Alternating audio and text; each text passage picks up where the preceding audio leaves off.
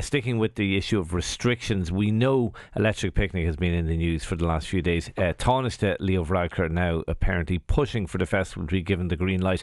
Interesting headline in the Irish Daily Mail front page, Mark. Attorney General told to save Electric Picnic.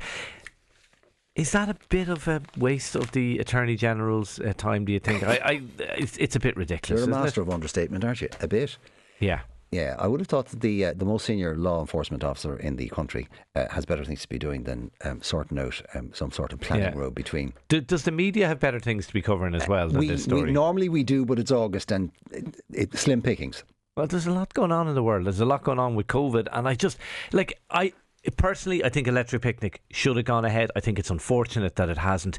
But let's not obsess about it. Let's move on. Life will go on. MCD will go on. There are bigger issues even in the arts and entertainment area, I would put it to you. Yeah, much more than important. Picnic. Do you know what? It's actually much more important that guys in wedding bands and musicians and people who supply entertainment for that type of stuff get back on their feet and get back out working than Electric Picnic goes ahead. Yeah, okay. Let us know what you think. Should Electric Picnic be going ahead? I think it should, but I think, are we putting too much focus on this one event? Is the government putting too much focus? And dare we say it, is the media putting too much focus on it? Guilty. Let us know. As charged. Guilty as charged is right. Text us 52106 for 30 cent or tweet us at NT Breakfast. Now let's go to Paul Moynihan, Professor of Immunology at Maynooth University, and Regina Doherty, Fine Gael Senator. Just before we get to the restrictions, Regina, do you have a view on Electric Picnic? Are we kind of losing the run of ourselves on it? No, you know what, it should go ahead because people want to get their lives back. And actually, what's maybe been lost in the conversation, I know people are dying to have the crack again, is that 37,000 people haven't worked for 500 days.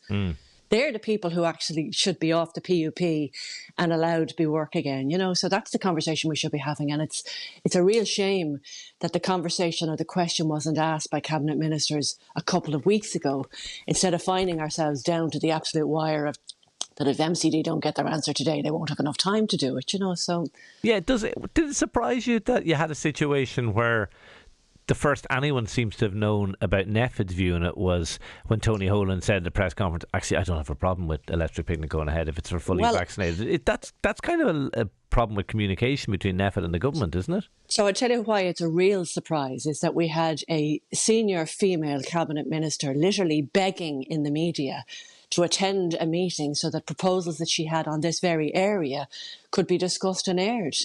I mean, people actually should be embarrassed by that, I have to be honest with you, particularly when we have 37,000 people unemployed in suspension for 500 days. Yeah. And also, I think I'm right in saying that the Minister for Health and the head of the CMO are on the same corridor. It kind of begs the question, would one of them not have stuck their head into the other's office and asked them what they think about Electric Picnic going ahead?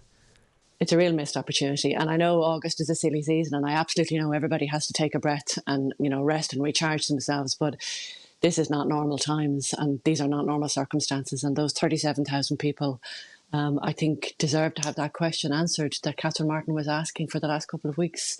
A couple of weeks ago, you know. So okay, bear with us, Regina. I'm just going to bring Paul Moynihan, Professor Paul Moynihan in. Paul, just on the restrictions. You've been speaking to us about it before, and you were widely quoted last week on your views that the government has been too slow about reopening the economy. Are you happy with what you see now, or is it still too slow the pace? Do you think? I think the time has come, Shane. As I said before, I think some of the heavy lifting, I think, probably could have been done in earlier months during the summer. We saw over in the UK now they did it in one sort of time, which probably have done it on a more phased basis, and sort of Armageddon was sort of predicted, and that didn't materialise. So I think in terms of use what's in our favour, so I would have been in favour for some relaxation of the restrictions during the summertime, but we are here now, and I think we need to look at where we're at in terms of the really great success of the vaccination programme, where we've got the vast majority of our adult population now fully vaccinated, and those vaccines are doing what they should be doing. You know, they're protecting us from very serious illness. I think we should be conscious going forward that there will be, and we need to expect, you know, these breakthrough infections. This is what we expect. This is what we expect from the biology, the immunology in terms of these viruses. So I think now is probably the time, Shane. We're never going to get to a zero risk situation. And I think for some time there's going to be a background. This virus is going to stay with us.